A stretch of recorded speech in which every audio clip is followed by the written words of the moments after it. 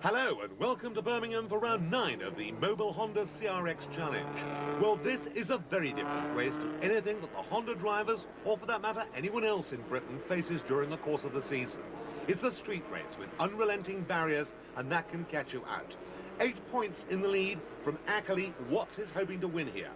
Dave Loudon is only 2 points further back. But Ackley has more than points riding on this one. We've got sponsorship from Halfords, and if I finish in the first 3, my son here, Joseph, he'll get a new bicycle, a new mountain bike, and when you find out how much they cost, it's quite a good deal. Now, what's the idea behind this deal? I mean, is there a corporate thing?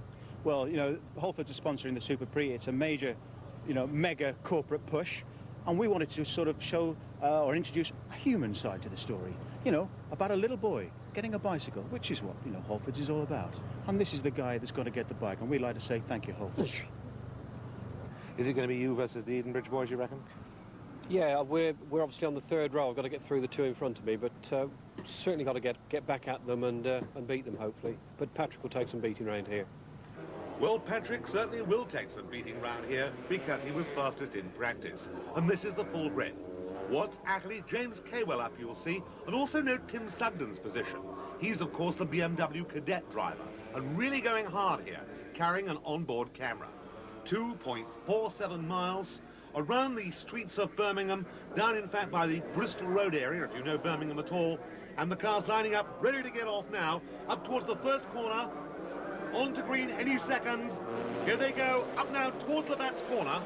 This is the first one after the start, and of course the big thing about a street circuit, it's always difficult to pass on.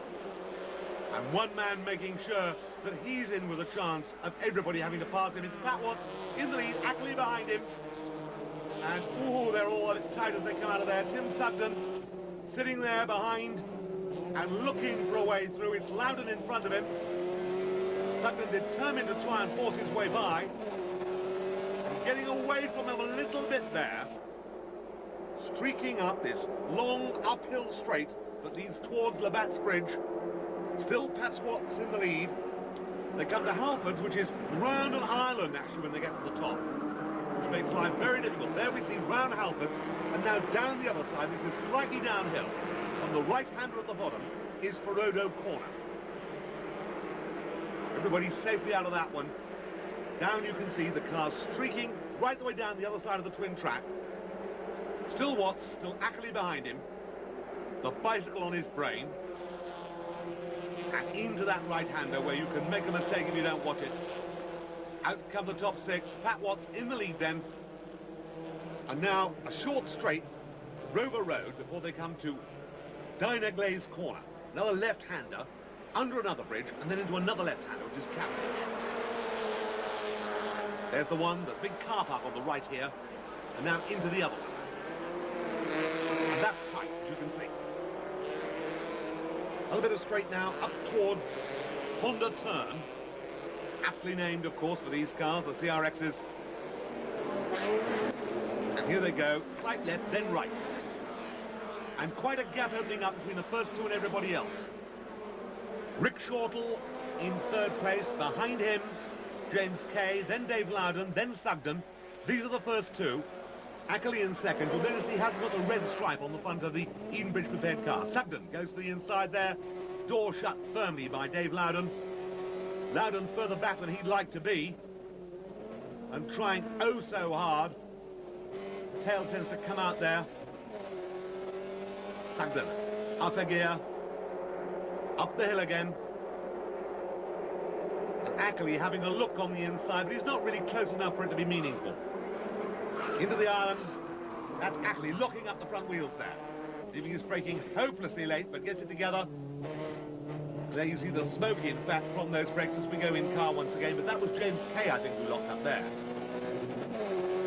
Right on the rev cutout, that's that slight miss at the top in Sugden's car. And now downhill. This is about the fastest part of the course. And that was a flash of brake lights there. I think that there's a little bit of worry from the man in front there, Dave Loudon, whether or not he's got as many brakes as he thinks he should have. Certainly he was dabbing them there, and that's indicative of the fact that he's got a long pedal. Ooh, what's there? Slithering, sliding about under braking. Ackley much steadier. There's Loudon with Sugden on his tail again. Whoops, Sugden in trouble, gets it corrected. And what's in there, out again. Loudon still holding on to his place. James Kay putting a lot of pressure, an enormous amount of pressure on Shortall. Shortall goes off. Kay and Shortall meet, and that's a lot of damage to both cars. So both Rick Shortall and James Kay, difficult to tell who did what with which and to whom there. I think that was just a racing accident. Shortall, as you can see, is going crabwise down the road there. Let's have a look at that in replay. Here they come. Shortall in front. Behind him then James Kay. Shortall comes in, gets out of line, hits the barrier. Poor James Kay, who's had a terrible season, has nothing to do but clip him. And that really is the end of the race for both of them. Well, there's a very, very badly damaged car. Rick Shortall can do nothing about that at all. I'm afraid it was all down to him. You can't blame poor James for that one in any way, shape or form, and James has had his fair share of blame this year, I should tell you. The first two, still Ackley, keeping in sight of Pat Watts, obviously keeping in sight of his bicycle for his son, but not able to close the gap. And this means that Dave Loudon, of course, is up to third place, and we suspect that Loudon has got a brake problem. We've seen him dabbing at that brake, and I don't think he's too happy a guy. They're coming in now. Dynaglaze corner, out of Dynaglaze, under the bridge, into Cavendish. Two left-handers, this second one very tight indeed. First two well ahead. Whoops. Well, I said he hadn't got any brakes. That proves it. Dave Loudon went off there, creased the front of the car a bit, but undoubtedly has got a brake problem. I'm afraid it told he's back in the race, but he's out of the running with Sugden, who's now in a firm third, Mike Callahan in a firm fourth. And that's where the next battle's going to come. Let's see that in replay. Here's Sugden. He's watching what's happening.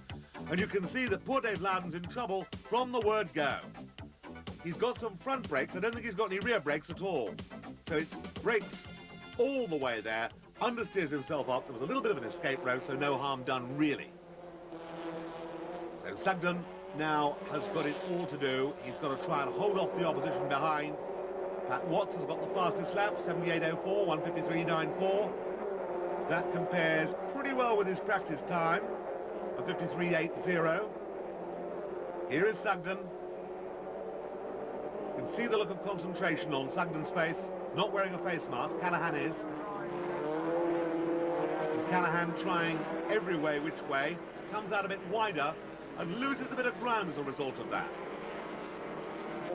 Now it's down the hill.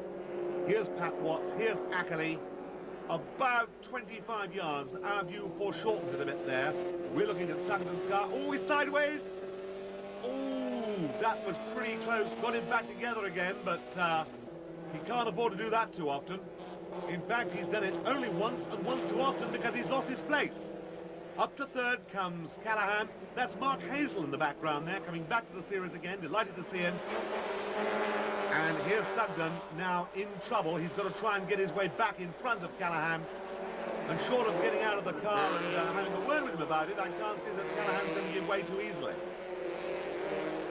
But this is the fascination of street racing, because to find your way by is very difficult indeed. Honda. The slight right, now the left. And if he can pull out here, no, the inside line's not open to him.